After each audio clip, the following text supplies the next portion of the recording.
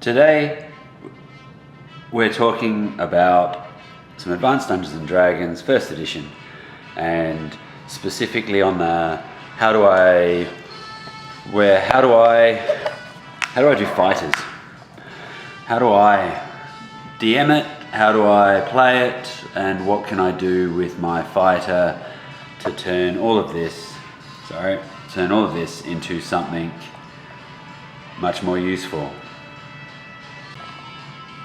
Alright, so if we turn to page 22 on the Player's Handbook, for those of you playing at home, you'll see this block of text and basically this 300 or so words. It's like about 320 maybe.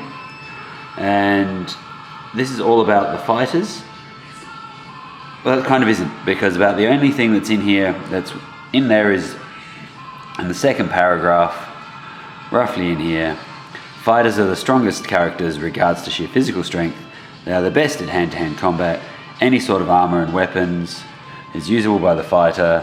Fighters may be of any alignment: good, evil, lawful, chaotic, or neutral. Apart from that, that's pretty much it.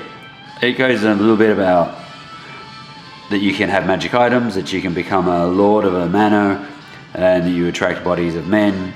You have a D10, which is an amazing hit points for every level, so a nice hit die is a D10, and you've got some decent stats, maybe constitution and strength, and even a good dexterity is desirable. So basically, apart from a handful of mechanics, there's nothing in here that's actually telling us what a fighter is. Every other description in here has an actual definition of what that race was, or that class was, and how they behave. Clerics, druids, magic users, illusionists, thieves, assassins, and monks. Rangers and paladins, all of that are listed with an actual explanation of what your character is able to do, be, and so on. So this lack of detail inside the character book is more telling than having more detail. It's almost, Gary Gygax is putting his mad genius to work here by explaining how wide and varied the fighter and the fighter class is. So from here we're able to make whatever judgments and decisions we want, and we can take them in the direction that we want. So what I'm hoping to do today is just to talk a little bit about the fighter and just get them back into the class that's the most common to be used, and we'll work it out from there. So we hear that fighters can have any armor and any weapons. But what does that actually mean? Well, we've got a number of weapons that they're going to be proficient with, the non-proficiency penalty, and also when new weapon proficiencies are added. Essentially what we're looking at is 4 weapon proficiencies at first level, which is the most that any other class can have, more than anyone else, even the other fighter subclasses. Lending itself to that, we're trained in lots of different weapons. A -2 on the non-proficiency penalty, and as we recall, the negatives on these count as positives to the opponent's armor class, which there is a bit of a difference, but we'll touch on that. And at 4th level, that's what that means, 1 per 3. When they've gone up 3 levels, they get an extra one. So at 4th level, they gain an extra proficiency slot. Then again at 7th, and then 10th, then 13th, then 16th, and 19th, and ad infinitum. So they're excellent non-proficiency penalty. They're excellent to hit matrix, which we'll have a look at in a moment.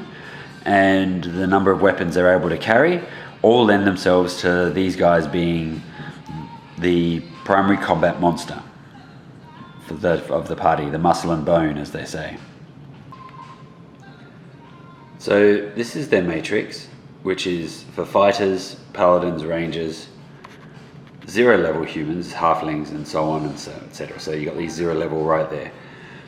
And then you've got your extra pips. What you are able to achieve for your fighter, and whether the DM wants to extend this to the ranger and the paladin, everyone naturally does, but if the DM wants to make the ranger and paladin struggle a little bit, then every time the fighter increases, it goes by 1 pip on the matrix. What we see here is at first level it's a 20, then at 3 to 4 it goes down to 18. So you can say at second level it goes to 19, 18, then 17, 16 in between, until we reach the highest levels, and we're here. Oops, just struggling, folks. So what we want to think about is how we've got these bucket loads of 20s. Now, we've discussed this a little bit when we've talked about the combat charts and tables, but it might be worthwhile just revisiting it for a moment so that we can just see how mightily awesome the fighter actually is.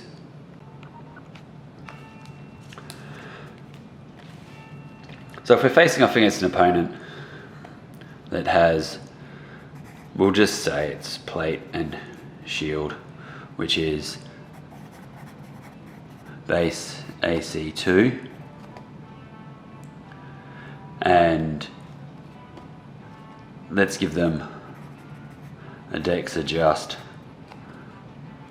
of -1 to give them an armor class of 1. So if you're the fighter, and let's put you at a low level to begin with. So if you're a fighter and you're a level 1 fighter, you would need a 19 plus to successfully hit armor class 1. If the fighter has, say, +2 on the 2 hit roll, then that goes to 17 plus.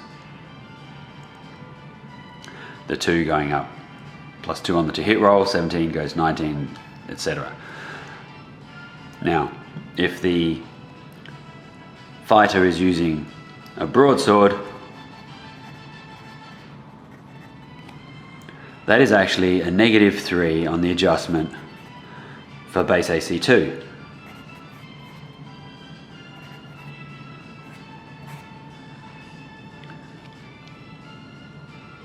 What this means is that when you're looking at it, that 3 gets added to the armor class.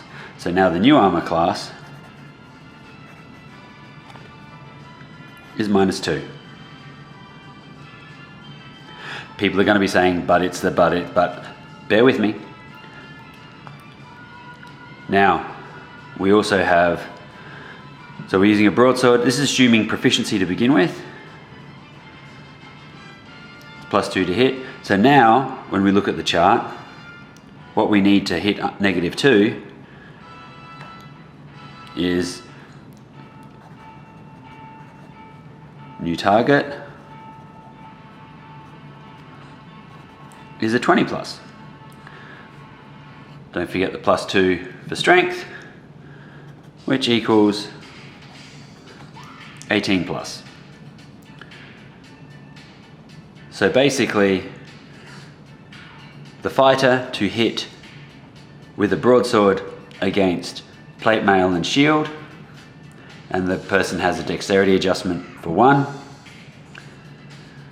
means that the target has an AC of -2, which is the same as striking on a 20, with the +2 to hit taking us to 18 plus.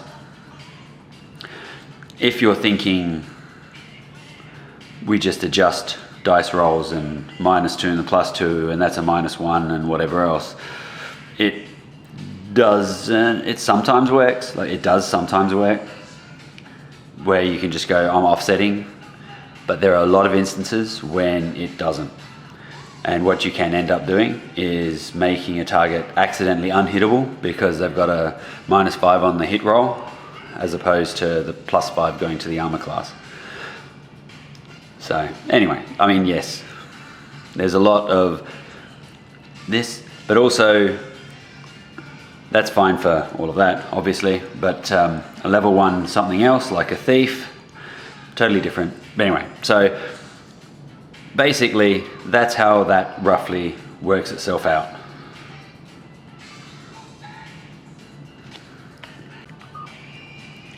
So that formula, I know it sounds dodgy, but anyway, that's roughly how we're working with the negatives in this game. They become positives to the base armor class rather than coming off the dice roll. And there are plenty of examples inside the player's handbook as well as in the DM's guide where they use those as descriptions for what happens and so on. So anyway, that aside, fighters that need to use weapons that are non-proficiency, obviously that becomes part of this. So if the fighter picks up a weapon in which they are not proficient, is a -2, which takes the armor class, and we'll use the same example here, to -4. Now there might be a reason why they're using that. It could be that it's a magic weapon, it could be that it's something new, or they have to use this particular weapon against the opponent. So -4 on the matrix is still a target of 20.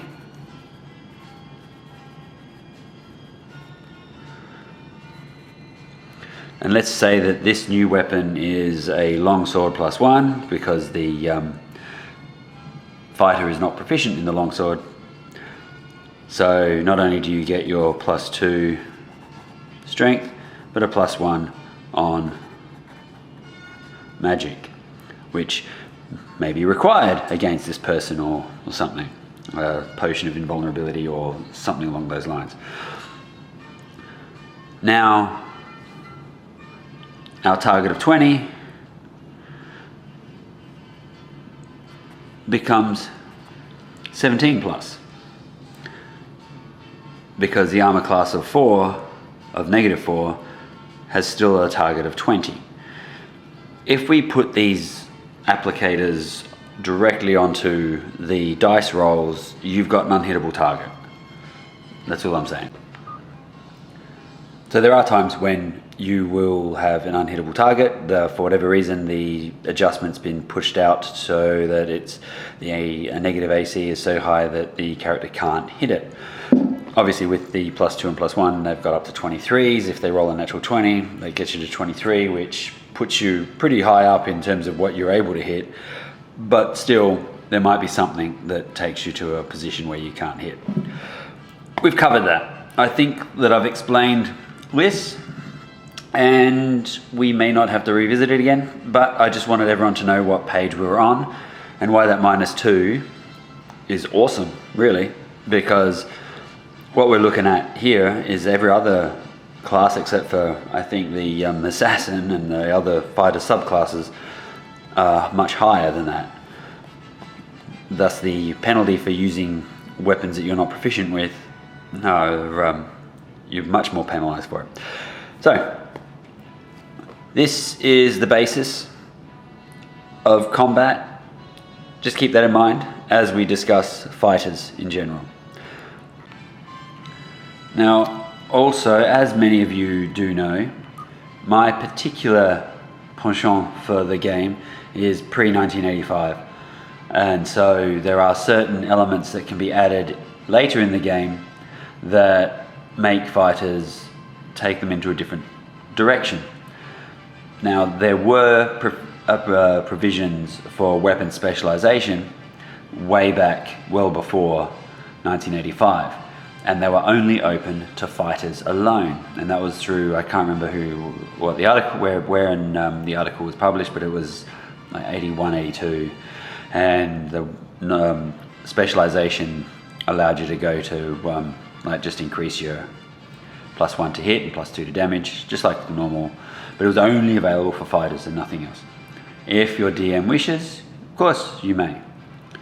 But that's just, I thought I'd throw that in as a side, because obviously I'm not going to be covering weapon specialization, double specialization, or any of those other funky bits that come with the game later in the in the life cycle. So in terms of alignment and alignment charts, the player needs to work with the DM, because as I keep saying, alignment is in the eye of the DM. You might think that you're one thing, but it's the DM that ultimately decides what skew you happen to be at. Whether you're at the saintly end of lawful good or at the dodgy end of lawful good, in whichever direction that is, and what each of these particularly mean. If you're a player that's not quite familiar with a lot of these things, and I would probably work with the DM to say, I'd like to play a character that has this type of morality system, and then work it from there. So for the point of view, you could say, I want to be like Wolverine. Whether the DM thinks Wolverine is chaotic good, neutral good, or any variation thereof, that's something that's between the DM to say to the player, okay, that puts you here. And now the player knows they have to play like Wolverine. If you want to play like Daredevil, something else. If you want to play it, and so on. So I know it seems cheesy, but if you pick a character that's familiar, then it helps working between the goalposts of what as a player you'd like to see being played versus what the DM thinks. If you say, I want to be like Batman, and you think Batman is a variation of lawful good, and the DM thinks that that's neutral good or even chaotic good, then at least you know what is expected. So everyone's got their own ideas on this, and I know that alignment's one of those tricky bits. It just gets messy when you start to get into it. I like to define it. I like to put characters in blocks, so that way when a player says to me, I want to do this, or I want to be like this, we've got something to refer back to at character creation. That is, you don't want to be doing it halfway through the adventure. And obviously, when the players, there are some classes where alignment is important, and some where not so. And it may even be run by a deity. Like a fighter might have a particular deity that they worship, and that's the alignment that they are, and that's the belief system that they run with.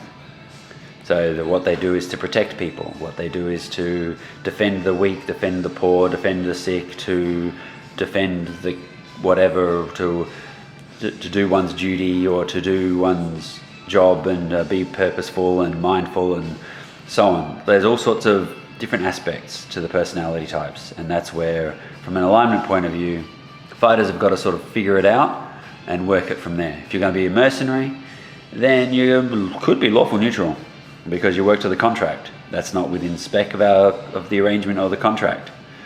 And you saw the contract that Bilbo had to sign for the dwarves. It's the same thing. That's a strong lawful neutral or a strong lawful base that they're working from there. So working out your alignment, you can be anything. And that's between you and the DM as to how you want it to work out. But that's always something to keep in mind, is that if you can bring it back to something, it makes it easier. And then you say, well, what would this person do? What would this character do? And take it from there. What would Clint Eastwood's Blondie with no name do? You'd shoot them. All right. So that's alignment in a nutshell. And you can be anything, do anything, and there's no consequences to shifting, except that it just seems weird. So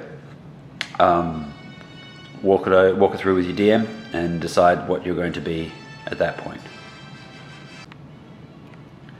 So we've been told by our 3 lines of text that actually deal with the character class that strength is important. And we know that only fighters gain exceptional strength. So if you roll an 18 on your strength, you get to roll a D100 and add that. And that provides you with additional bonuses above and beyond what anyone else is able to do. So from here, we have a very interesting thought process of what we think we're after. We know that we like to have a high strength because you get pluses to hit, pluses to damage, carry more, and when you've got over like 16 or higher strength, you get plus 10% onto your totals. If you wanted to play a different type of fighter, you can. So because this is where we talk about how do you want to run your fighter and how do we do the fighter parts. It's worth noting that at 14, so when you got a 14 in your ability score, you're in the top 10% of your of the race, basically. So all of this is based on humans, right? So Olympic gymnasts would have 14 in things like dexterity and strength, and they might have 12s and 13s in constitution. So when you have a high scoring ability, you might personally think, it's only a +1 to hit. But 1801 to 50 is huge. That is a massive amount. Just as an additional weight allowance, you're doing twice what a normal person would actually do. So you are full on buff, even though it doesn't feel like it because, I only get a +1 and a +3. I really wanted that +2 and +3, or +3 and +6. This helps, obviously. It does also help. As the fighter increases in XP, which is obviously where the 16 plus really comes in, but as the fighter gains levels, gains experience, what we're looking at is the matrix shifting it back, and you get more benefit from experience than you do from just having a high stat, and magic comes into play and everything else. So strength wanes as you get older, and you could lose 2 pips of strength. So if you started with 1800 strength, as your character ages, naturally or unnaturally, you could suddenly find yourself down very fast. So relying on these is fleeting. There you go. By far, a more important stat of the two would be constitution. This adds to your survivability and adds hit points every level.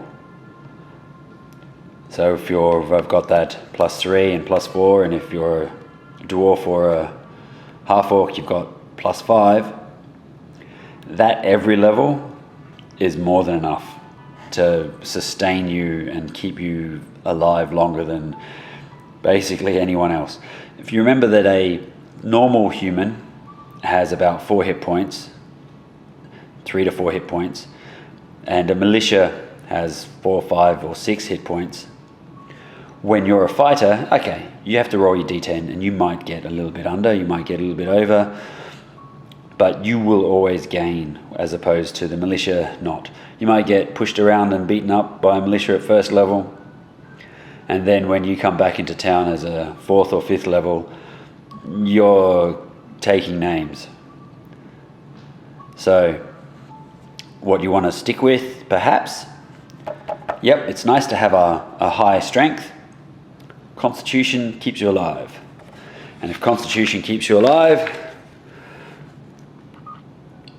dexterity not only helps you hit with missile weapons, but it gives you a good recovery on surprise, and you get your nice defensive adjustments as well, which keeps your survivability up.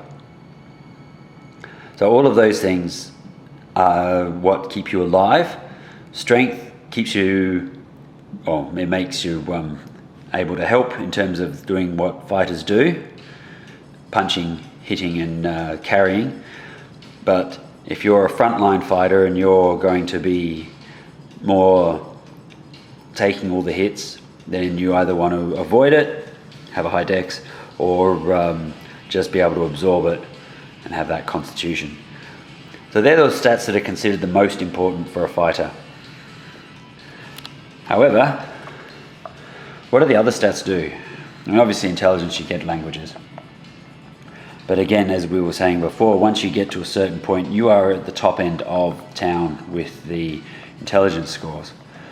So with high intelligence and a good solid wisdom, you have the capabilities of being that strong leadership type. So you don't have to have a high strength to be a good fighter, but if you've got the high intelligence and a good wisdom, then you're able to be a strong leader. And of course, that means this. And why is charisma important for a fighter? Because of this. This is what you want. You and your 15 best friends go knocking on a door, then you are going to be allowed in. Obviously Paladins are already up there for that. That's their thing, that's their jam. But even if you're in that 15, 16 category for your charisma, that gives you a good solid number of henchmen. And of course hirelings you can hire as many as you want. But henchmen, these are people that grow with you along the way. So the Little Johns to your Robin Hoods and so on. So they get extra XP and they grow and they go up in levels just as a character would, but just a lot slower. Whereas hirelings come and go, they don't gain any experience. But henchmen, they do. So the more of these guys you have hanging around, then the better you are, the better protected you are. Me and my best 8 mates who are just going to sit over here for a while and not be harassed by the local militia. So here we are back at proficiencies. So the starting player has 4 weapon proficiencies to choose from and gains another one at level 4. Is this a matter of choose wisely? Oh, my mind, I say we should stick with the background. You don't need a lot of background. You don't need a full page brief on what the character is. You don't need to have anything other than just a few sentences as to what the sort of background it is, or background the character is. And you could even use the secondary skill roll in the DM's guide as a judge or as a direction where you're from. You pick farmer, you've come from farming stock. You pick, or if you will roll a sailor, fisherman, tailor, all of those things, then these are where you sort of look at for the next part. And on top of that, how did you get into this? See, the way that I suppose I see it, characters and adventurers especially, chosen by destiny to be the people who are moving forward and improving and to help or to do whatever the mission is, like to do the ultimate acts and be the heroes that everyone needs. Special people, basically, chosen, etc. Because, you know, everyone's got the gods and everything else on their side. So that's what separates a player character from the non-player character, or the non-player character general human being or general racial person. So the elf that stays back and just decides to tend to the gardens, just sits there for 2,000 years herding trees. That's a mighty fine, that's fine, but they're just going to remain at 0 level, and that's it, basically, or whatever the base is for the elf. You go out as a magic user, as a fighter, as a thief, you're picking up skills, you've got that touch of wanderlust that's taking you away. So what is it that brings the fighter to the table? How do we do this? In my mind, again, all of this is in my mind and it's food for thought. If you're going to be a conscripted militia who had one battle and then was I'm not doing this again, you might get whatever weapons would belong to that military force, which could be a spear, a single type of sword, a dagger, and perhaps a crossbow, and so on. So you can still pick 4, but I would suggest that you pick 4 that fall in line with where you think it's going to be thematically. Then after that, you can keep going. I mean, we all know that the majority of magical swords out there are long swords. So is it worth having a longsword as a proficiency? Yeah, that's okay, that's fine. But, you know, do you want that? A longsword, they're good, they're reliable, 1 to 8, flat 1 through 8. A broadsword at lower levels, 2 to 8, gives you a better averages. Then you've got other weapons along the way as well, you know, short swords, spears. Spears have their other advantages in terms of setting to receive charges. Lances, are you going to be on a horseback? And we'll try and fit in some time to talk about that as well. And what sort of missile weapons? Then of course we've got all of this. So if you've got a weapon, if you're going to choose, you might choose a blunt weapon to go after those nasty skeletons. You might choose a nice sort of swinging weapon that's got a good range, that's got a good length to be able to combat charges and so on. You want to have maybe another weapon that's, you know, or you want to be thematic and have a two-handed sword, and that's it. That's what you got, your two-handed sword or your bastard sword, and they're your thematic weapons. But basically, look at what your background is a little bit. If you want to have a naval background, so one from the Navy, a sailor, or from the ocean goings, you're going to have short stabby weapons, much like short swords, or scimitars, which include, you know, like sabers and cutlasses. And they're good, space required 2 feet. So you get a few of those next to each other. Speed factor of 4, that's good. Longsword requires 3 feet. Speed factor of 5. So all things being equal, the scimitar will go before the longsword. That sort of thing. And you take that into account. Clubs, 1 foot to 3 foot, space required, and so on. So depending on the type of club. So if you had like the clubs that they use on ships, those little pug, they're almost like giant pegs that they use for the ropes. That might be a 1 foot, but something like what Hercules swings, that might be 3 foot. A nice war club, 3 foot. Tridents, yep, all good. So these are the sorts of questions that I would ask when someone says to me that they wish to be a fighter. I go down these pathways of, well, whereabouts are you from? Doesn't have to be a page, it's just a little bit. Again, might use the background. Does the character have an opportunity to learn a missile weapon? Because not everybody does.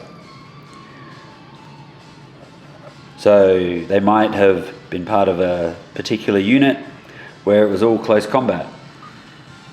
Or they might have been trained from a young age with longbow and a broadsword and so on. So that's it, or the crossbow people and so on. So basically what you want to do is what you just work with your DM to decide how you want your fighter to be slightly different. Because the next fighter that you're standing next to might have something else. Might be an ex-miner, have picks, or they might have axes, battle axes, just because they're the type of environment that they're from. The fighter can also be a barbarian, and this is where we talk about what happened in 1985. Yes. If you wanted to play a barbarian, just be a barbarian. I'm a barbarian. That's it. This is the social structure. This is the background. You don't need to have a specific class. A ranger can also be a barbarian, but you know, that's fine.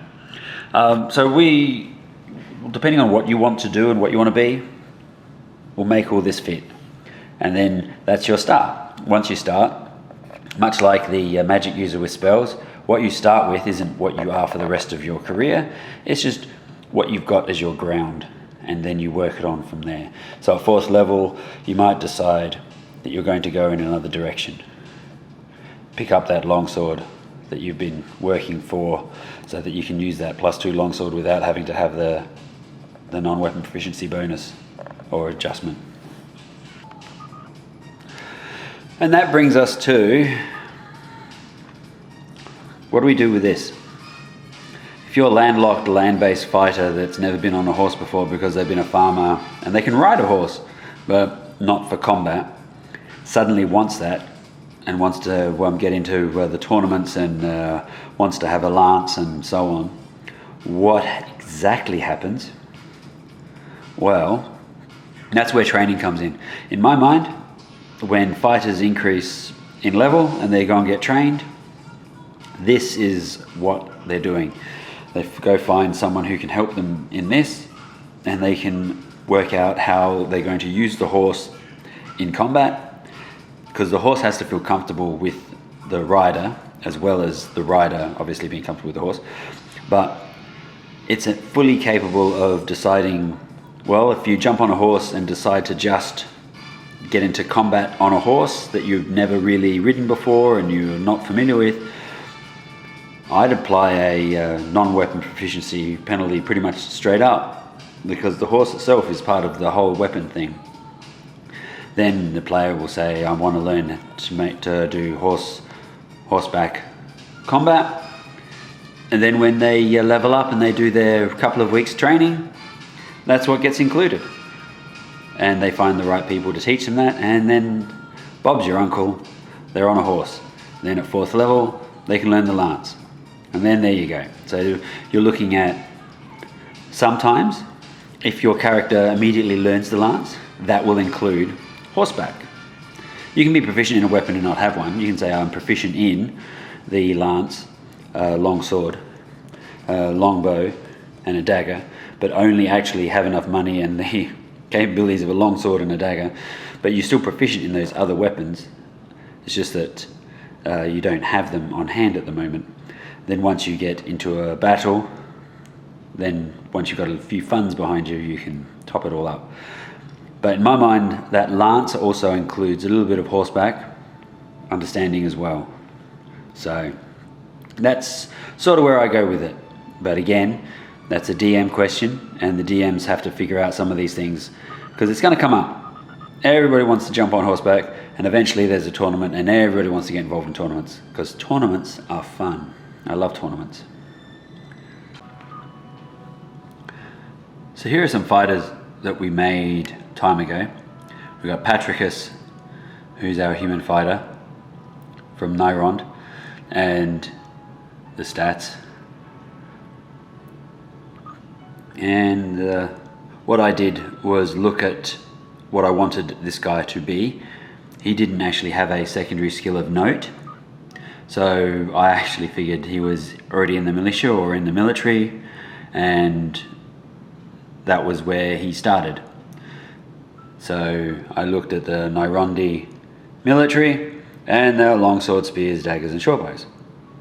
That seemed reasonable enough, so I chose those as the weapons of choice for the character, because they're like when you see these weapons, obviously if you're from this area, this region, that's what you immediately think of. 17 strength, and everything that goes with it. So longsword, spear, etc. Well polished, well maintained. Chainmail and shield, but not high enough with the dexterity adjustment, so it's pure chainmail and shield, and has the longsword. I have a look at my other fighter, Curzo. Yes, Curzo is still lawful good, but he's a little bit more rough and tumble. He's a half-orc from Ernst. So they are on the borders with the where they get raided by goblins and orcs and ogres and all sorts of things along the Artsonome River, and the barons just come across and do what they think that they can. He's a farmer, which makes sense, He's also got some natural strength on him and a little bit more grunt. So he's come out a bit more dexterous and has a higher, a good constitution. In terms of hit points between the two, they're roughly similar, 8 versus 7. He's got chainmail as opposed to a chainmail and a shield because he's swinging swords. He wants to get in and just hack. In his mind, the goblins and all of those just wreak havoc. Someone has to protect his village, his people from the border raiders and so on. And he thinks he's doing good. He wants to support his family unit and so on. So he's lawful good, but not quite in the same lawful good as Patricus, who's a military and a soldier lawful good. So this guy's borderline barbarian, but I mean that's the half-orc in him, with his two-handed sword that does D10 with a +3 on his strength, meaning if he hits, he's pretty much blood misting goblins and doing a good amount of damage to orcs and ogres, which is what he wants to go up against. So that's how it's different between two fighters, and they're completely different as well in terms of what they would each choose as a target priority. Patricus has 16 charisma.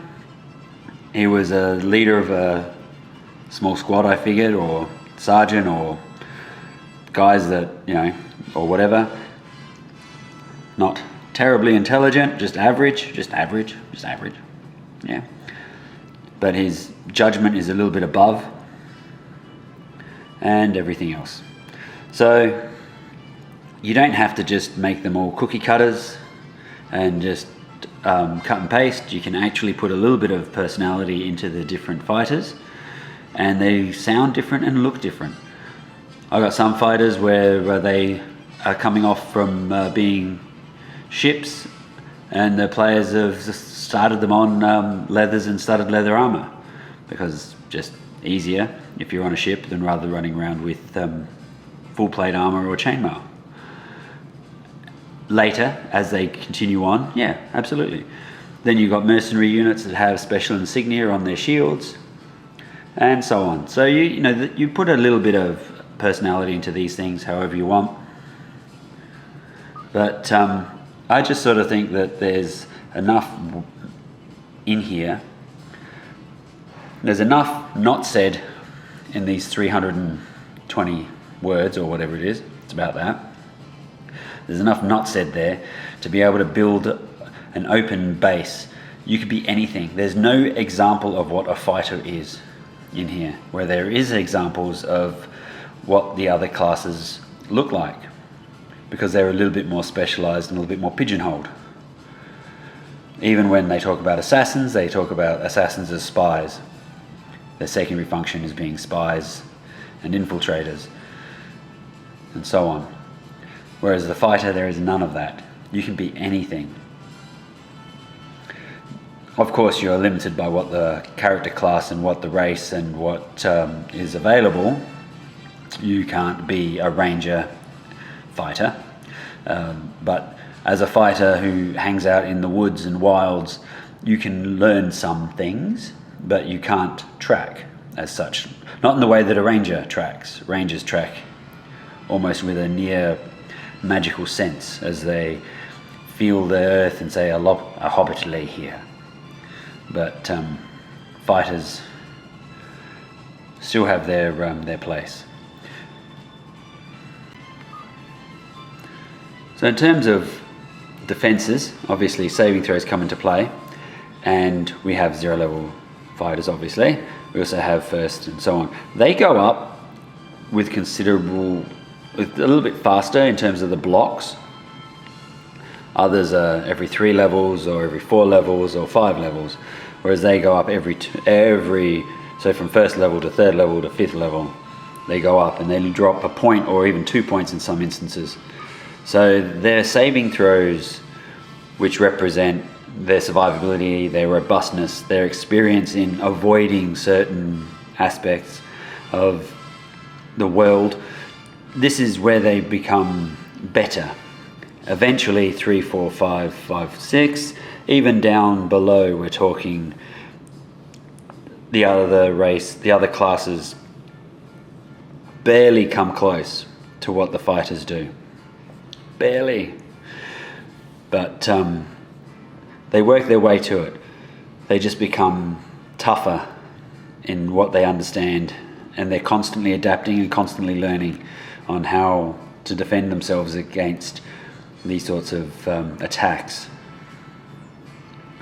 Which is really interesting, especially if you start using your saving throws as de facto skills. So rod, staves and wands are a means for problem solving or understanding items. Once a fighter gets to about 10th and 11th level, they've encountered enough, and they've hung out with magic users, and they've hung out with thieves, and they've hung out with other classes that they understand. They've picked a little bit up here and there to work out what needs to be done, and they understand a little bit more about magic. Still their worst stat, like their worst save, but not so bad by comparison to some. So the fighters improve with great structure, and that is obviously also good for monsters. Monsters use this table as well, so that's another reason. But that aside, this is actually a very good block for fighters to show how they start fumbling around the world, not knowing what they're doing, and coming out boss.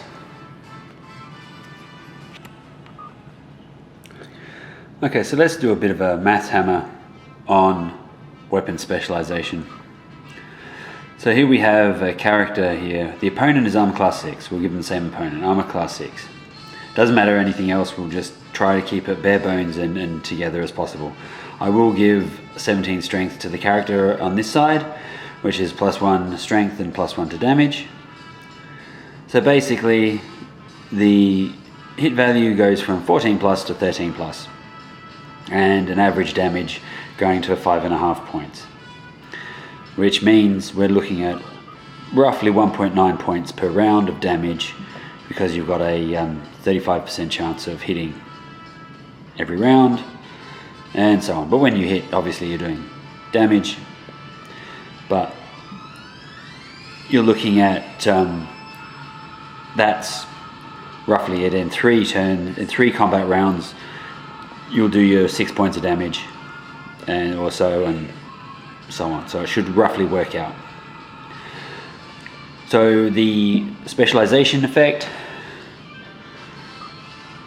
not giving strength, so pure specialization, so they've got a 15 or under strength and they're specialized, which takes up 2 slots. And they also get 1.5 attacks. They get 3 attacks in 2 rounds, so they get more opportunities to throw some damage down. So they're still 13 plus, but they get +2 on their damage, which gives them a 6.5 points. And they have more attacks, which gives them 3.4. So basically you're looking at 2 rounds for this to equal 1 round on that. What's the point of bringing all this up? It's not so much a misbalance or an unbalance or an imbalance or out of balance or anything like that. It's purely making sure that you understand what is happening versus a first level with that and a first level with that. So then of course if you added strength on top of the specialization, then you end up doing a lot more damage in that regard. You've got your average damage going up to 7.5, and you're 40% on that, so you're still looking at high 3s in terms of the damage. But anyway, that's so you're still doing, so you're doing the damage of what this is 3 rounds, you're doing it in 2 rounds. And that's where you just got to look at it and go, okay, that's what I'm doing to combat. I'm just bringing it out there just so that way, for those of you who wish to include specializations, I would do it only for fighters if I was to do it. But I kind of think that player characters already have like truckloads of buffs. So I don't know if that's something that we need to do, is to throw some more buffs their way. Because you'll be more inclined to add more monsters for that one or two characters. That one character that has specialization that's just mowing things down, and it's not worth it. So in my mind, the game itself is balanced and set up for a non-specialization type arrangement. But again, that's just me. So that's where I prefer to go from there. So what I wanted to try and do is put together some thoughts on the fighter, and hopefully bring the fighter to the front of the player's mind in terms of what's a good class to play, because it's not limited by a lot of roles. You can put them into other categories and do other things with them and so on. So I just think that there's a lot you can bring with a fighter, and not just the weapons, but also how that particular fighter interacts with the rest of the world. And opportunities for pure strain fighters, there's a lot for them to get on with and to do. Those 4 weapons at first level, that's a lot. And then they get the 5th weapon and so on at 4th level. So I just think that that's worth keeping in mind. Once you get to 5th and 6th level fighters, quite often that's where most of the non-humans, demi-humans, begin to drop away, except for your half-orc and dwarves, who can take it up to 8th, 9th and 10th, depending on their strengths. But yeah, so that's good, and human fighters can obviously just keep going, keep on trucking. Keep on trucking. Hopefully I've made this a little bit more clear, and my aim is to try and make the fighter class just seem that a little bit more fun to play.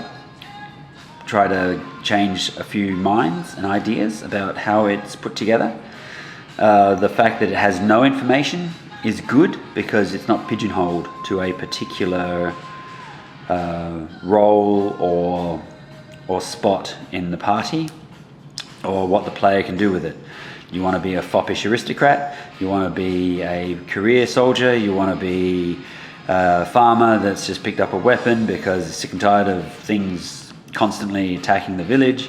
You want to be all sorts. There's so many options that when you take up the role of paladin or ranger, you don't have those. You have to fight a lot harder and struggle a lot harder in your mind to figure out how to make your character a little bit different to the other ranger or the other paladin that's being played elsewhere or even in the party.